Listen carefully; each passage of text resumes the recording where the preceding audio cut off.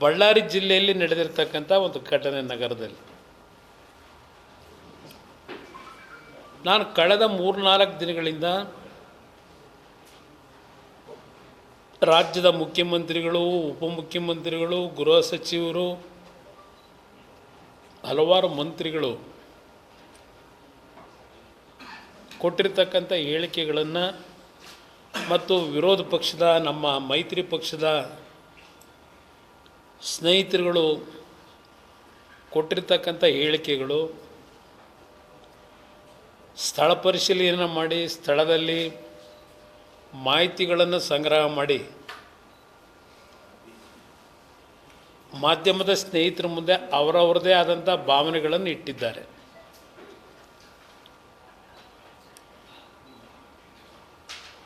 ಇಲ್ಲಿ ಈ ಘಟನೆಗೆ ಕಾರಣ ಒಂದು ವಾಲ್ಮೀಕಿಯ ಪ್ರತಿಮೆಯನ್ನು ಅನಾವರಣ ಮಾಡತಕ್ಕಂಥ ಒಂದು ಹಿನ್ನೆಲೆ. ಇವತ್ತಿನ ಪತ್ರಿಕೆಗಳಲ್ಲಿ ಬಂದಿದೆ, ಈ ಒಂದು ವಾಲ್ಮೀಕಿ ಪ್ರತಿಮೆಯನ್ನು ಅನಾವರಣ ಮಾಡಲಿಕ್ಕೆ